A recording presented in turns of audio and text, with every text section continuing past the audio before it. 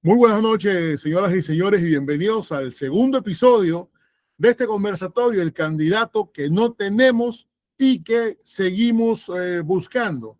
Queremos darle la bienvenida a todos los que ya se conectan a partir de este momento. Estamos saliendo completamente en vivo y estamos en la locución de Ernesto Montellanos Corzo y quien les habla, Jorge Martínez Campoblanco.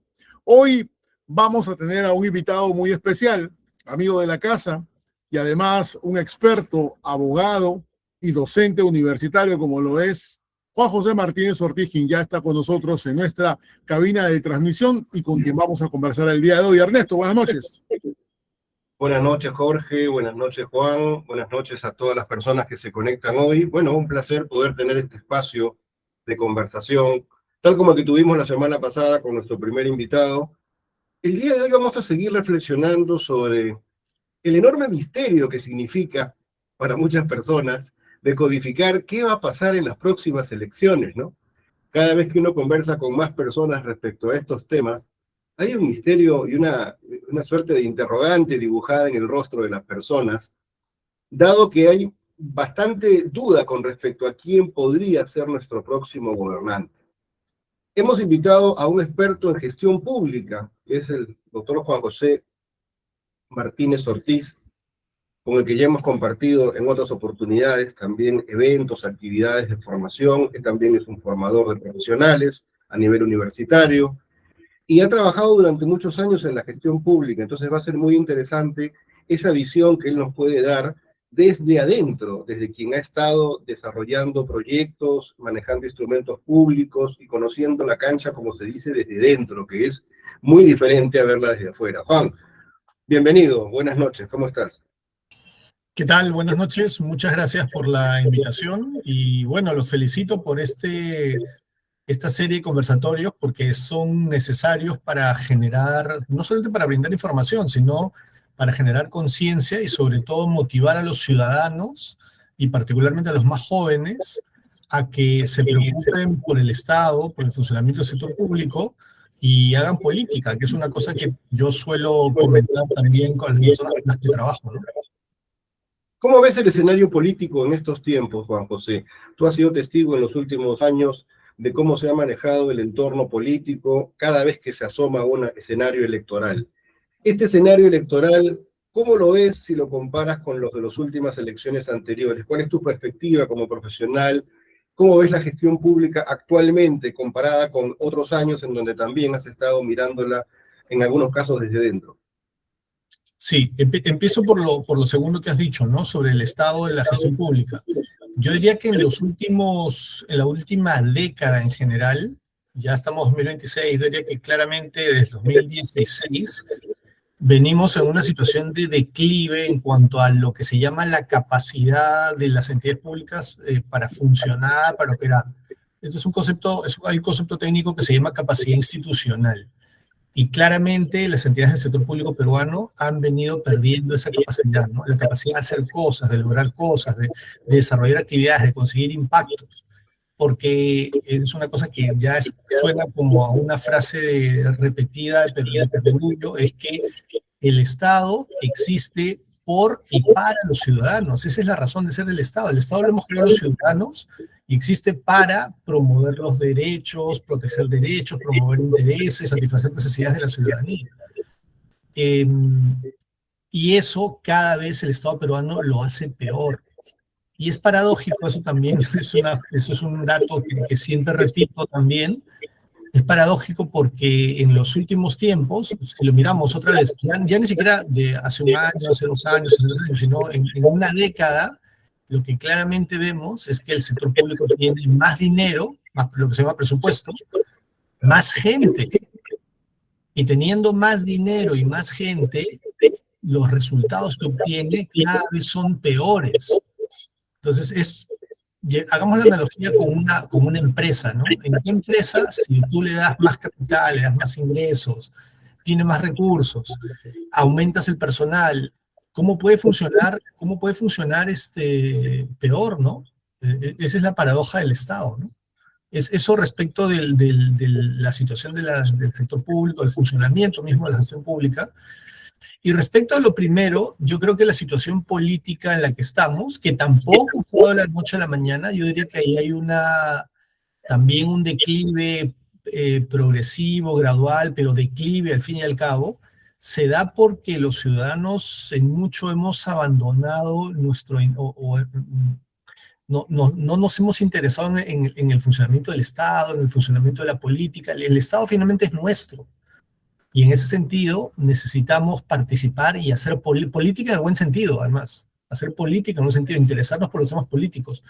Yo creo que el peruano desde hace décadas y cada vez más se ha desentendido del tema. Y ha llegado un punto, yo hago un paralelo con el tema de la informalidad, porque creo que hay una relación entre esta falta de ciudadanía, llamémosla así, en este desinterés, le estoy llamando falta de ciudadanía a este desinterés de las personas, de los ciudadanos, en interesarnos por el Estado, por lo que pasa con el Estado, por lo que va a ocurrir con la informalidad. Yo creo que el peruano, a pesar de muchas cosas que se dicen, es muy individualista y muy informal. Puede ser que la realidad nos ha forjado así, que eso al final nos ha ido grabando, generando un ADN peruano, diría yo, ¿no? Como vemos que el Estado no funciona, como vemos que el Estado es una entelequia que se queda en el nivel de lo real maravilloso y no funciona en el plano real, en el plano práctico, lo que ha terminado ocurriendo es que los ciudadanos se solucionan sus problemas de manera individual, de manera paralela al Estado. Entonces, eso te lleva a que el Estado no te interese. Y no te interesa en ningún sentido. No te interesa pagar impuestos, no te interesa involucrarte, no te interesa hacer ciudadanía, no te interesa hacer política. Entonces, al final, y eso encaja con la parte política, que era la primera parte de tu pregunta, Ernesto. ¿Por qué tenemos los políticos que tenemos? Porque no nos hemos interesado en poner a otros mejores, digamos. Parte de eso, ¿no? Tiene que ver con eso. Así es. Y fíjate, ¿no? Ese desinterés tiene que ver también con la incompetencia del Estado, ¿no? En resolver las cosas concretas que la gente, digamos, está expectante. Ahora viene un proceso electoral, tenemos 34 candidatos a la presidencia, uno peor que el otro. Por ahí siempre se escucha la frase, aquí no hay currículums, aquí hay prontuarios, ¿no? de delitos, de omisiones. Y obviamente aún estamos justo a un mes de las elecciones, hay alguna tendencia, ¿no? Pero este tema del desinterés de los ciudadanos, especialmente de los jóvenes, creo que preocupa muchísimo, ¿no?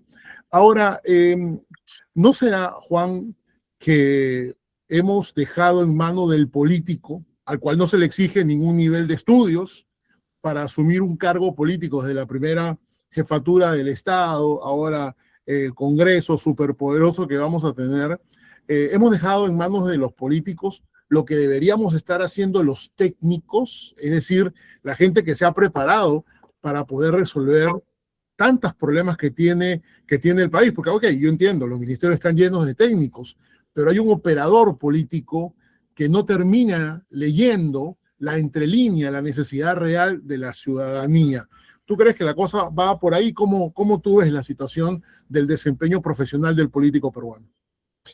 Lo que sucede con el sector público y con el Estado en general es que tú tienes dos grandes niveles dentro del funcionamiento del Estado.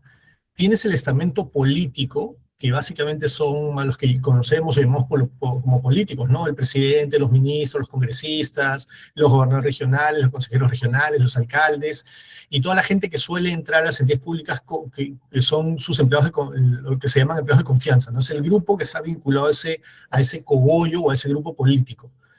Y eso pasa en todos los países, todos los estados siempre tienen ese grupo de personas que son las electas y llegan con un grupo que son los de confianza. Pero adicionalmente tenemos otro grupo de personas que son la administración, los que son lo que son el personal de planta, se les podría llamar así, yo le llamo la burocracia. Y entre ellos dos son los que hacen funcionar al Estado. Y como les decía, ¿no? Lo que ha ocurrido y la desgracia del Estado peruano es que vemos un deterioro en ambos grupos, en ambos niveles. Porque en el Perú hemos tenido buenos profesionales a nivel técnico, a nivel burocrático, que ya no están. Y cada vez tenemos de lo que tenemos cada vez vemos más calidad, por eso es menor calidad, por eso decía que hay como un declive en la calidad profesional. Entonces, fíjate lo que acaba de pasar con el tema del gas y el tema del cierre de los colegios, que generó un tremendo escándalo. Y era una cosa que yo estaba a punto de comentar en redes sociales, ¿no? Pareciera que al ministro de Educación o a los ministros en general, al Consejo de Ministros, al propio presidente, no tuvieran personal en el Ministerio de Educación para decirle qué era lo que tenían que hacer. Pareciera que a alguien se le ocurrió la idea y todos se alinearon en función de esa idea. Muy mala, por cierto. Entonces la pregunta ahí es, si entonces el estamento técnico, ¿dónde está? ¿Para qué está? No tenía nada que decir, no podía decir nada, porque parte del problema con los políticos, y es una cosa que siempre ha existido, es que los políticos tienen poder, el poder que les da el Estado, el poder con el cual están investidos por los puestos a los que han llegado por elecciones o por designaciones, pero además tienen recursos financieros, recursos humanos, pueden hacer que la gente se alinee y haga cosas de acuerdo a lo que ellos creen que es lo correcto. Y sus ideas pueden ser muy malas, Ahí es donde entra el segmento técnico, ahí es donde la burocracia debería estar preparada para decirle, señor ministro, esto no se puede hacer. Señor ministro, esto está mal. Señor ministro, esto va a generar tales efectos. O señor ministro, tenemos estas alternativas. Yo sé que usted es el político y es el jefe en última instancia el que va a decidir, pero le doy estas 2, 3 alternativas que son razonables y viables. Pero lo que ha pasado en lo último con el tema de la educación, a propósito de la falta de gas, del abastecimiento que hemos tenido, pareciera que no hay nada. Entonces, ¿eso qué refleja? Que nuestro nivel de burocracia también está tocando el suelo, ¿no? Está llegando a los niveles más pobres que hemos tenido en el tiempo. Y esto no se da de la noche a la mañana, esto se ha venido dando poco a poco, gradualmente y progresivamente, ¿no? Ahora, una cosa que también te quería preguntar.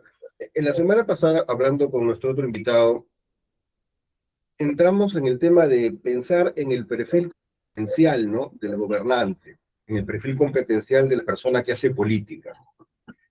Pero hablando contigo, que estamos viendo esto que tú comentas referente a los profesionales que tienen roles de asesoría, el personal de confianza y demás cosas, hay algunas preguntas que a veces también quedan en el aire, ¿no? Durante muchos años, es cierto que los últimos años han sido los que hemos tenido a profesionales tal vez más cuestionados, ¿no?, en el último gobierno, ¿no? Cada gabinete que salía no duraba pues ni 5 minutos y lo cambiaban, y evidentemente porque en 5 minutos salían todos los escándalos, problemas, juicios, y uno decía, Dios mío, ¿a quién están nombrando aquí?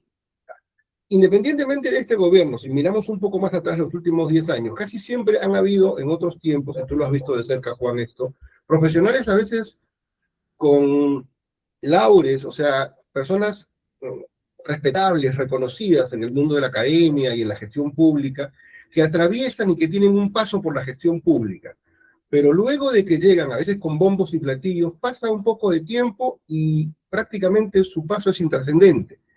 Y muchos escándalos que se dan en el escenario político gubernamental, muchas veces incluso vinculan a estos personajes, que algunos tienen filiación política y otros no. Lo concreto es que la pregunta de fondo es, ¿qué sucede? ¿Es el Estado quien, ¿no?, recepciona a profesionales y los malea, los arruina, los mete en una... ¿O es que las personas traen sus malos hábitos y contaminan el Estado? ¿Dónde está el punto de contaminación? ¿De qué depende esto? ¿Es un contexto? ¿Es la situación del Estado? ¿O es las personas que llegan y que traen sus malos hábitos? ¿Qué cosa ves tú ahí sobre esto que te planteo? Esto me hace acordar, tu pregunta y las alternativas que plantea me hace acordar a esos exámenes en la universidad donde tenías alternativa A, alternativa B, alternativa C y alternativa D, todas las anteriores. Yo diría que es todas las anteriores. Se da una mezcla, ¿no? Porque por un lado, el sector público, y no es de ahora, siempre ha sido un botín en cuanto a empleos. Siempre. Entonces, hay una gran distorsión en el sentido de que, claro, entra el político, como yo decía hace un momento, y entra con su grupo de empleados de confianza, que eso es una situación que se da prácticamente en todos los países, así funciona el sector público. Y la burocracia, que supuestamente debería entrar o debería tener, las personas que quieran entrar a trabajar en el Estado deberían pasar por procesos de selección para justamente elegir a los mejores o dejar que trabajen en el Estado a los mejores. En el Estado peruano, eso no necesariamente ocurre. Hay concursos formales, sí, hay concursos, pero la vara no es una institución nacional, es una institución nacional, la vara. Entonces, se distorsionan, se manipulan, se manejan muchos procesos de selección. Yo he conocido desde los diversos puestos en que he estado historias de cómo supuestos concursos de personas que iban a entrar al Estado, que lograron entrar, entraron porque los concursos estaban manipulados, dirigidos, orientados. Entonces, no necesariamente la gente que tú tienes trabajando en el sector público son los mejores. Ese es un primer punto. Pero también es verdad, también ha ocurrido, que sí ha habido momentos en donde se ha logrado reclutar gente de élite. Ha habido momentos ha habido ciertas reformas que se han querido empujar y se ha logrado, por diversos mecanismos, reclutar gente para que trabaje en el Estado. Pero ahí también hay una cuestión particular que tiene el Estado. Trabajar en el Estado no es igual que trabajar en el sector público. Yo siempre recuerdo, en la época de la pandemia, y alguna vez me entrevistaron sobre eso, ¿se acuerdan que en la época de la pandemia teníamos mucha necesidad de oxígeno y se empezaron a generar plantas de oxígeno? Era una gran necesidad, a los precios a los que llegó el balón de oxígeno. Me acuerdo, para que vean el paralelo de lo que es trabajar en el Estado o en el sector público frente a trabajar en el sector privado y no tener las reglas que tiene el sector público. El sector público, para trabajar, para gestionar, para hacer que una entidad pública funcione, tiene reglas que los privados no tienen. Y por eso pongo el ejemplo de las plantas estas de generadoras de oxígeno. En un mismo momento, el Estado peruano, el gobierno nacional, le empezó a dar recursos a las municipalidades para que las municipalidades pudieran generar estas plantas de generación de oxígeno. Y me acuerdo que en una zona del norte, la zona norte de Lima, el cono norte de Lima, había un párroco, un cura de la Iglesia Católica, que empezó a hacer lo mismo. Empezó a juntar dinero, empezó a pasar el sombrero y empezó a hacerlo mucho más rápido y mucho más eficiente. Eficiente en el sentido que lograba que la planta de oxígeno se construyera y se empezara a generar oxígeno, que en ese momento era una necesidad clamorosa de nuestra gente, de nuestra sociedad. Y me acuerdo claro porque en un momento una periodista me preguntó y me dijo, fíjense lo burocráticos que son en el sector público, miren cómo el padre tal ha logrado que en 3 meses ya consiguió la plata, porque él consiguió la plata, pidió donaciones, consiguió que se construya o se elabore las plantas de oxígeno y el oxígeno ya se está produciendo. En cambio, el alcalde de tal sitio, de tal sitio, de tal sitio, ya recibieron la plata, han pasado 3 meses y ni siquiera han iniciado la contratación de la empresa que va a construir la planta. Y yo le dije, un ratito, hacer gestión o administrar el sector privado es diferente del sector público. Ese cura, ese padre, pidió plata a la gente. Y creo que pidió que le yapearan, que le depositaran. ¿Dónde le depositaban? En su cuenta privada, en su cuenta particular. Él, cuando vio que ya había el dinero suficiente, él decidió a quién contrataba para que le hiciera la planta de oxígeno.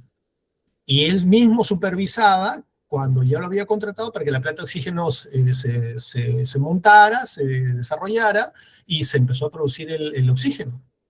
En el sector público tú haces eso y te vas preso, porque no puedes recibir dinero de cualquier manera. Hay transferencias, se viene todo el tema financiero, presupuestario del Estado. Es imposible que alguien te diga, por así sea de extrema necesidad, deposítenme el dinero en mi cuenta. Hay reglas de tesorería que son estrictas. De hecho, en la época de la pandemia se tuvieron que relajar esas reglas porque eran demasiado estrictas. Yo no puedo contratar a dedo cualquiera, hay que hacer procesos de contratación, hay que seguir una serie de reglas. Entonces, es diferente. Entonces, esas reglas de por sí hacen que, sí, el Estado no sea tan rápido, tan eficaz como el sector privado. Ahí hay una diferencia. Y otra cosa que también ocurre es que también hay reglas que han ahuyentado a la gente más capaz. Justo ahora en la mañana escuchaba en una radio que le estaban entrevistando a Elena Conterno. Elena Conterno ha sido funcionaria pública, yo la conozco. deben ser unas personas más calificadas y comprometidas con la gestión pública. Y desde hace varios años está fuera del sector público, creo que ha trabajado o está trabajando para gremios empresariales, y ni se le ocurre volver al sector público. ¿Por qué? Porque hace 10 años tiene un juicio. Tiene un juicio que justamente tiene que ver con lo que está pasando ahorita, con la crisis energética. Porque en un determinado momento, como parte de la política energética promovida del Ministerio de Energía y Minas, se promovió la generación de hidroeléctricas, que son necesarias, se genera energía eléctrica, son renovables, etc. Y a alguien se le ocurrió que ahí había un tipo de manipulación. Y el proceso judicial, penal además, lleva demorándose 10 años. Por supuesto que todas las personas involucradas, como digo, profesionales de alto nivel que estuvieron trabajando en el sector público, ya no trabajan en el sector público y ni se les ocurriría volver al sector público.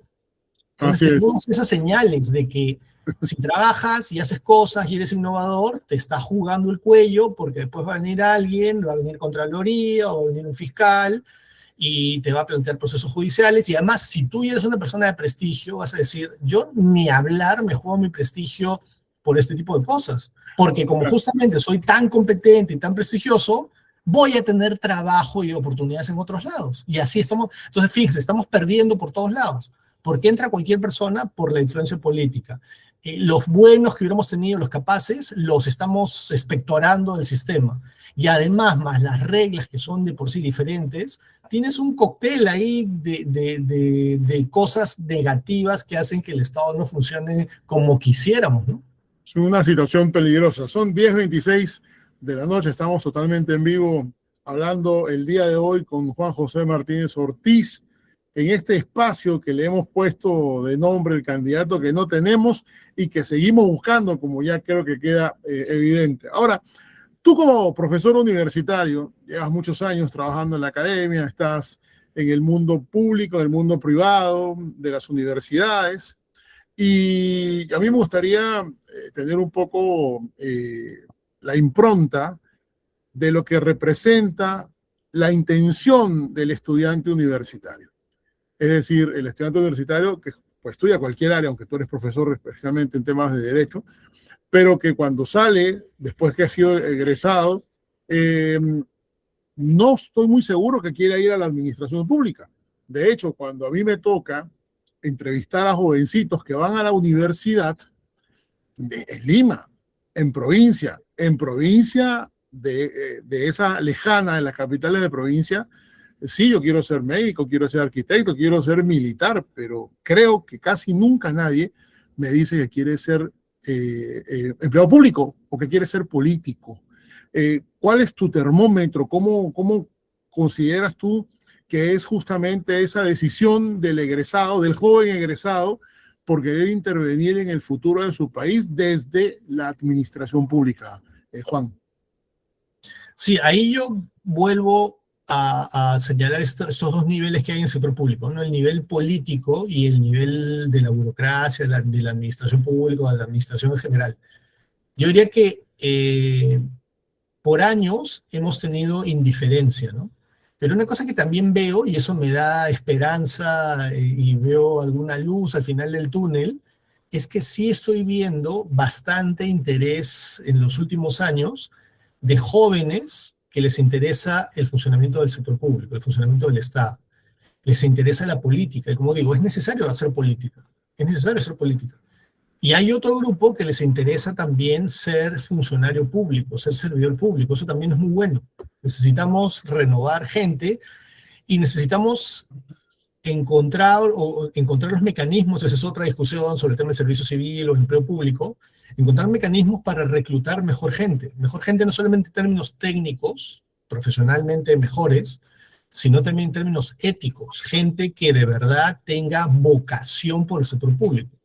Porque lamentablemente también se ha dado mucho, y eso se encaja con el tema de influencia y manipulación de concursos, ha entrado mucha gente, y esa es parte de la desgracia, que no ha tenido ni las competencias técnicas, ni la vocación, ni la ética del sector público. Trabajar en el sector público requiere una ética especial. No cualquiera debería trabajar en el sector público, por más capaz, por más títulos, por más pergaminos que tenga. Se necesitan, sí, Pero lo segundo que se necesita, y son dos características que van juntas, van en conjunto. Se necesita esa ética de servicio. Eso no lo tiene cualquiera. Hay que ser una mezcla de cura y bombero. No cualquiera puede ser cura, no cualquiera puede ser bombero. Hay que tener una vocación especial, características especiales. Yo puedo saber un montón de cosas. Puedo saber cómo apagar un incendio, pero no me gusta, no me genera, no me llama la atención, no tengo vocación de servicio, entonces no puedo ser bombero, pues.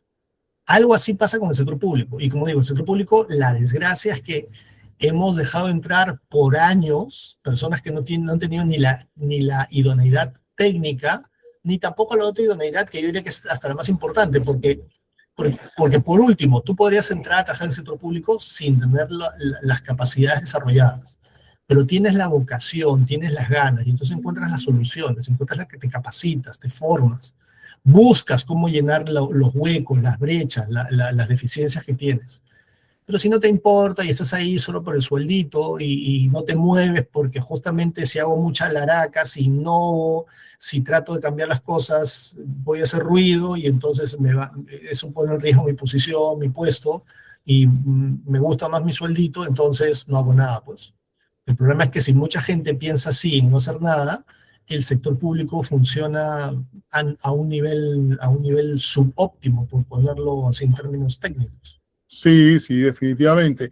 Quiero, antes de darle el pase a Ernesto, quiero invitar a todos los que están conectados en este momento a que nos escriban desde dónde están conectados, de pronto si tienen alguna pregunta para nuestro invitado, porque estamos con sala llena y queremos tener naturalmente el feedback en esta transmisión que hacemos en vivo. Ernesto, adelante. Activa tu micrófono, por favor. Hay algunos comentarios aquí que pensaba que están buenos leerlos también. Adelante, Ernesto. Fiorella nos puso por acá, bueno, proceso electoral de terror, claro que sí, sí o sí tendremos un mal resultado. Yo creo que esa es la percepción que tenemos la mayoría por ver también esa grilla de competidores tan poco competentes, ¿no? El sistema nos obliga a muchos, frente a sus necesidades básicas, a cubrir personales y familiares. Claro, muchos podemos decir un rotundo no al sistema corrupto, pero otros muchas veces no tienen opciones.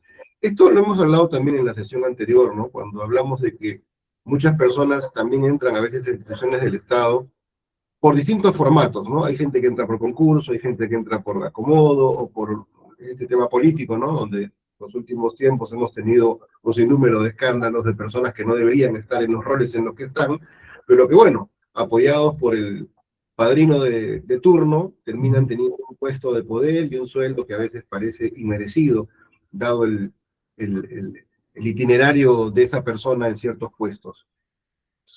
Y el otro es el tema de corrupción también, ¿no? ¿Qué hacemos frente a esa situación? Hay personas que sugieren de que el Estado ya es un ente corrupto y que más bien lo que termina sucediendo es que hasta el que entra sano, contrariamente a lo que dice Juan, el que entra sano termina más corrupto porque el Estado te corrompe, ¿no? Eso de que el hombre nace bueno y la sociedad lo corrompe, ¿no? ¿No? O sea, como que se volvieran a hacerte... Pero yo me quedo con esa duda siempre, ¿no? Porque cierto es que uno puede llegar a una institución pública, en algún momento me tocó también pasar a mí por algunas, y encontrar algunos lugares donde todo funciona mal, y el clima laboral es complicado, y es latente y manifiesta la condición de manejo arbitrario que tienen algunos funcionarios, y las personas no quieren perder el trabajo, porque, como lo decía por acá una compañera, ¿no? Bueno, esa persona mantiene su familia, es sostén familiar, entonces no quiere renunciar, pero sabe que está en un lugar contaminado. Y han habido muchos casos de procesos de corrupción en donde a veces los peces gordos han salido bien librados y estos muchachos han terminado en un proceso judicial, que algunos en la cárcel, ¿no? ¿Y tú qué hacías ahí? Y el tipo lo que te dice es esto, ¿no? Lo que pasa es que yo soy un trabajador que nunca metí la mano, pero estuve en el lugar donde se metía la mano. ¿Y qué voy a hacer? Pues, ¿no? La gente cree que porque no lo cogieron con el billete en la mano es inocente.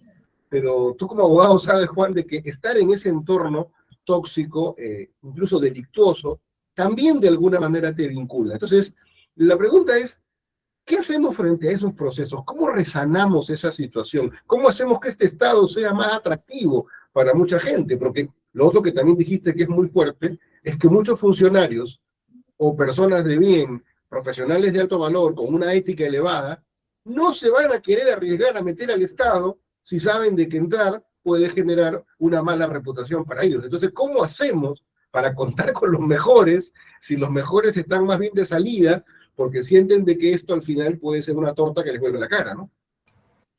Claro, eso es lo que se suele llamar más académicamente un equilibrio de baja calidad. O sea, hemos llegado a un punto en donde las cosas se han más o menos estabilizado en el Estado peruano, pero son cosas, pero eso nos lleva a tener un Estado muy malo, con características muy limitadas.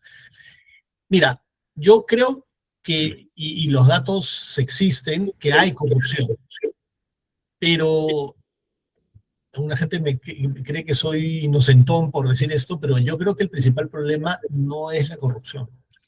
A pesar de todo lo que se dice, ¿ah?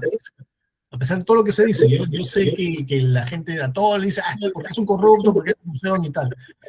Yo creo que lo que más hay es ineficiencia. Ese es el problema, la ineficiencia en el sector público. Te pongo un ejemplo, y la ineficiencia puede venir porque entró un político o entraron servidores públicos que no tienen capacidad técnica, no tienen el conocimiento, entonces meten la pata en la gestión y eso hace que se atrasen los procesos que se tienen que hacer. Fíjate lo que puede pasar.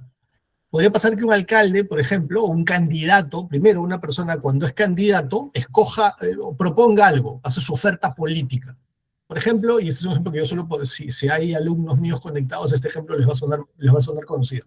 Imagínense que una persona va a postular alcalde en una determinada localidad que está al borde de un río. Y toda la actividad económica está al otro lado del río. Y el puente más cercano está a 3, 4, 5 kilómetros. Entonces la gente se tiene que dar un vueltón para hacer sus actividades diarias, ¿no? Económicas, sociales, académicas. Y entonces este alcalde dice, no, yo les ofrezco hacer un puente acá mismo, frente a nuestra localidad. Y la gente dice, sí, pues tiene sentido, ¿no? ¿Para qué me voy a ir a dar al vueltón de los 3, 4, 5 kilómetros si podríamos hacer, porque además hay la plata, para hacer un puente ahí mismo en nuestra localidad, para cruzar al otro lado del río? Y entonces un candidato ofrece eso como plataforma, eso es oferta política. Y la gente, los ciudadanos, los electores, están de acuerdo y votan por él, por eso gana. Y el mandato del alcalde es 4 años.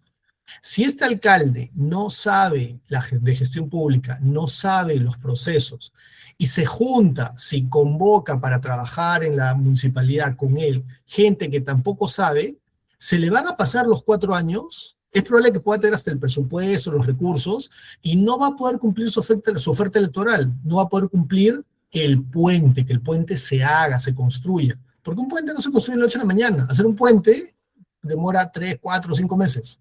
Pero esa es la construcción misma. Pero hay que hacer un montón de cosas y procesos previos que si no las haces bien, te puede demorar años. Y si te equivocas, tienes que dar la vuelta y regresar. Entonces puede ocurrir, como de hecho pasa, que esta persona ganó las elecciones con una determinada oferta política, hacer el puente, se pasaron sus 4 años, se terminó su periodo político y no entregó el puente. ¿Qué cosa dice la gente, el ciudadano? El ciudadano no necesariamente entiende de ineficiencia, de procesos, de gestión, de sistemas administrativos. El ciudadano lo que suele decir es es un corrupto. No se hizo el puente porque se robó la plata. Y no necesariamente, no necesariamente. Es un tema de ineficiencia, sí. Es un tema en donde al ciudadano no le estamos dando lo que le ofrecimos. Es un tema en donde estamos, digamos, afectando al ciudadano y lo estamos defraudando, pero no necesariamente es corrupción. Yo creo que eso es lo que más hay. Es lo que hay. Como digo, no niego lo otro, pero yo creo que lo que más hay es estos niveles de ineficiencia. Y eso lleva al descrédito, a que el Estado pierda legitimidad frente a los ciudadanos. Y eso a la vez refuerza esta idea de que, ¿para qué me voy a conectar con el Estado? ¿Para qué me voy a ejercer mi ciudadanía? ¿Para qué me voy a ser más responsable? ¿Para qué voy a pagar impuestos? Yo me arreglo mis cosas nomás así solito. Tiro mi soga, hago esto que se llama un pollo, y entonces por ahí me cruzo al otro lado, sin permiso de nadie, lo hicimos entre 2, 3 nomás. Entonces, claro, la sociedad peruana está llena de situaciones así. Pero el problema está en que necesitamos que el Estado... Entonces, Juan, podríamos decir entonces que de alguna manera el Estado genera la informalidad. O sea, si un Estado no resuelve, ¿Qué es lo que pasó acá hace muchos años, ¿no? En la década de los 80, todas las empresas grandes se fueron, el país estaba en la quiebra, Claro. y aparecieron los emprendedores. La gente hizo como pudo las cosas. ¿Y qué sucede? Cuando la gente hace las cosas como puede, las hace no pensando en que duren 50 años, las hace pensando en comer hoy, ¿no? En salir adelante hoy. Entonces, es natural que haya una visión cortoplacista, porque esa persona no está pensando en proyectar una gestión para todos, está pensando en salir adelante ella con su familia. Entonces, al final... Sí, pero ¿sabes cuál es el problema de esa mirada? Que como sociedad necesitamos que el Estado funcione mejor. Ah, Hay cosas que por más emprendedores que seamos, o por más informales que seamos, o por más que no querramos mirar al Estado, lo necesitamos. ¿Quién va a hacer una carretera? No la podemos hacer cada uno a hacer su pedacito de carretera, eso no es viable, eso no se va a dar. Y si necesitamos una carretera, alguien como el Estado la tiene que hacer. Claro. Entonces, ese es el tema. no, pero la pregunta es, ¿cómo hacemos para generar esa viabilidad? Porque vuelvo, el ciudadano de a pie te escucha, más bien, entiende que lo que dices es correcto. Y dice, bueno, por eso mismo yo lo hago como me da la gana. Entonces, ¿por qué? Porque la gente siente que eso que tú dices es la explicación de lo que ha pasado en los últimos 200 años. Y la gente dice, ¿y qué expectativas hay de que esto cambie si esto ya hace rato que se maneja así? Y los funcionarios que van a venir seguramente van a entrar en la misma órbita. Por eso digo, ¿no? Si tú tienes un algo que funciona de una forma, la gente puede esperar que en el futuro las cosas sean diferentes. No, la gente va a suponer que la cosa va a seguir igual. Por eso se crean sistemas anárquicos, por eso empiezan a haber sistemas contestatarios, porque empieza a haber una suerte de sensación, como pasa en Argentina, ¿no? Que el presidente argentino que ganó las últimas elecciones, ganó diciendo, ¿no? Que quería tumbarse el Banco Central, que el Estado no sirve para nada, ¿no? Entonces, esa actitud embroncada de Javier Milei hizo que la gente dijera, queremos que gobierne este, ¿por qué? Porque por lo menos está planteando algo diferente a los demás, porque con los demás ya sabemos todo. ¿Qué cosas se viene entonces acá? ¿Tú crees que haya lugar para un disruptivo con esas características en nuestro país? Es que esas cosas pueden, cuando tenemos estados que no funcionan, y hay, por eso hay que mirar la historia también, los estados en esta situación, digamos, de poca eficiencia, poca capacidad, donde cada vez se van deteriorando más las cosas, eso puede durar años, puede durar décadas. Es como digo, un equilibrio de mala calidad, que es el equilibrio que no quisiéramos. Las cosas no cambian, siguen mal y siguen estando ahí. Esa es una opción y puede durar décadas. Y ejemplos históricos hay. Pero otro ejemplo es que venga alguien y logre encandilar a la gente, piensa en Hitler, que diga, vamos a reformar esto, vamos a hacer el país grande, pero a mí denme todo el poder y yo lo arreglo todo. Y llega, ahí lo podrías leer como el disruptivo, el Mesías que llega, el Führer, el Duce, el iluminado, y no necesariamente eso nos lleva a un buen resultado. Esa es otra opción. Históricamente hemos tenido las dos soluciones. O la tercera es que, por eso yo lo que creo es que depende mucho del ciudadano, que el ciudadano se empiece a involucrar más, que el ciudadano empiece a participar más, que el ciudadano haga política, que el ciudadano se interese en los temas del Estado y que empiece a exigir, que se organice, que estudie los temas. No es fácil, claro, pero si no lo hacemos, o vamos a quedarnos en el estatus en el que estamos ahora, o va a aparecer ese disruptivo que puede ser peor. Claro. Esas son las cosas que han pasado. E históricamente ocurren. Países con grandes crisis han terminado manteniendo la crisis por décadas, o apareció el disruptivo que se convirtió en gran dictador, o hizo barbaridades en diversas sociedades. Bueno, lo que pasó en Venezuela con Chávez, ¿no? Es un claro, él fue el disruptivo. Claro, fue el disruptivo, fue el antisistema, y vemos como un país poderosísimo y rico ha quedado totalmente destruido. Fíjate, Juan, estamos entrando a los últimos minutos de esta conversación, y yo quisiera un poco recoger, ¿no?, lo que hemos venido conversando, porque hemos hablado de la ineficiencia del Estado, hemos hablado del Estado corrupto, del joven egresado que no quiere trabajar en la gestión pública, hemos hablado de la burocracia, y esto obviamente me lleva a una pregunta que tal vez sería una pregunta así como una primera piedra para una tesis de grado doctoral. Pero si tú tuvieses que decir en este momento, así descarnadamente, 5 características que debe tener en el Perú de hoy nuestro próximo presidente? ¿Cuáles serían, Juan José? 5 características, ¿verdad? En el escenario de su formación profesional, de sus valores, de su experiencia, de su visión del mundo. Tú que tienes tanta experiencia, ¿cuáles serían para ti esas 5 cosas que tiene que tener el que va a ocupar la silla en el Palacio a partir del 28 de julio? Lo primero que tiene que tener es amor por el país, por los peruanos, por la sociedad, porque eso es fundamental, eso te lleva a todo lo demás. Eso es lo primero. Lo segundo, diría yo, es gran capacidad de trabajo, porque también si quieres cambiar cosas, tienes que tener una gran capacidad de trabajo. Tercero, tener un conocimiento mínimo de economía para, hacer las correcciones donde se tengan que hacer y no meter la pata malogrando lo que sí funciona. Esa es la tercera característica. La cuarta característica es una gran capacidad de convocatoria, porque también, esa es otra cosa que también la solemos comentar muchas veces en los cursos y en las actividades académicas que realizamos, ¿no? Todos estamos esperando a alguien que refunde el Estado. Estamos esperando que llegue Huiracocha, Pachacuti. En nuestra historia está llena de mitos, de historias, donde va a venir alguien que al caos lo va a ordenar y va a refundar el Estado. Estamos esperando eso. Y no, pues, necesitamos a alguien que tenga capacidad convocatoria porque el Estado peruano es grande. En el Estado peruano hoy día trabajan aproximadamente 1.600.000 personas. Uno solito no va a cambiar a ese 1.600.000 personas, no va a hacer que trabajen mejor, no le va a generar incentivos. Tiene que tener un grupo de personas. Por eso digo que la solución mesiánica, la solución de Pachacuti o Huiracocha no es viable, es que venga tal.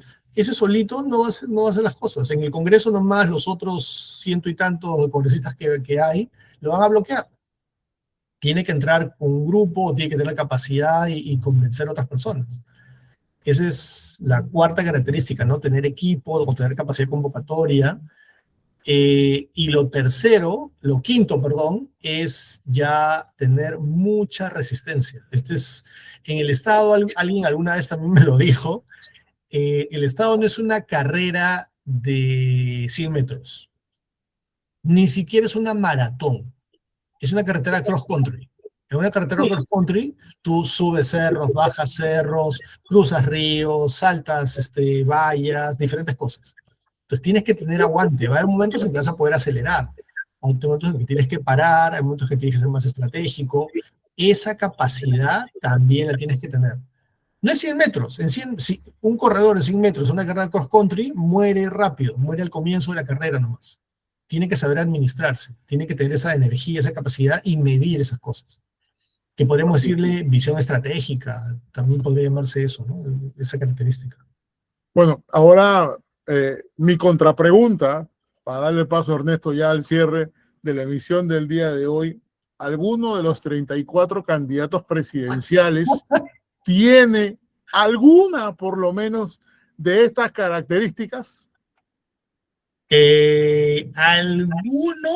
Alguna por ahí. Ya, tres características. Pero creo que vamos a volver a votar por el mal menor. Okay. Es otra vez, ese equilibrio de mala calidad, ¿no? Votamos por lo malo, por lo menos malo. Ese es el concepto del mal menor, ¿no? Sí, por lo menos malo, tienes toda la razón. Fiorella dice, ¿cómo hacemos que el ciudadano pierda tanto tiempo viendo al fondo hay sitio, esto es guerra, en el TikTok, y se ponga a leer información un poco mejor, me imagino? Y nos dice al final, no tengo mucha esperanza. Señor Ernesto. Bueno, esa parte es muy interesante, la que decía Fiorella.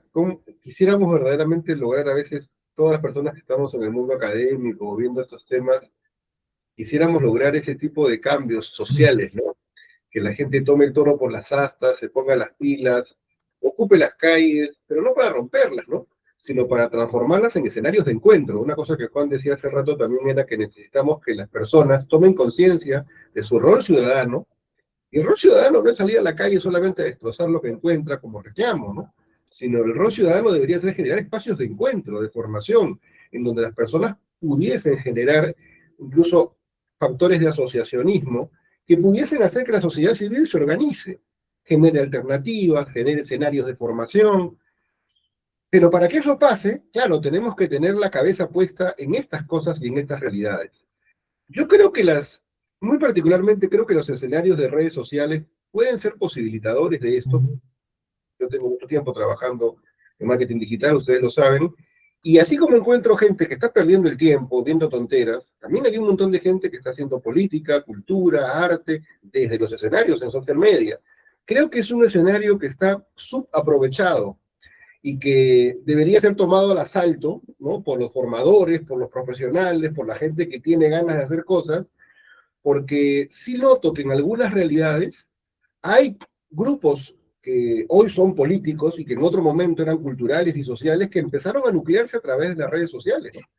Creo que ahí es donde hace falta un liderazgo social, tal vez no de una, sino de varias personas que digan, hagamos cosas, que con celular y todo vayan a la calle a hacer cosas, a hacer encuentros, a formar personas, porque lo que yo noto también como gran ausencia es que acá aparecen candidatos cada 5 años, pero cuando pasan las elecciones no los vemos durante los 4 años subsiguientes. Entonces aparecen ahora y uno siente que es un arribismo, ¿no?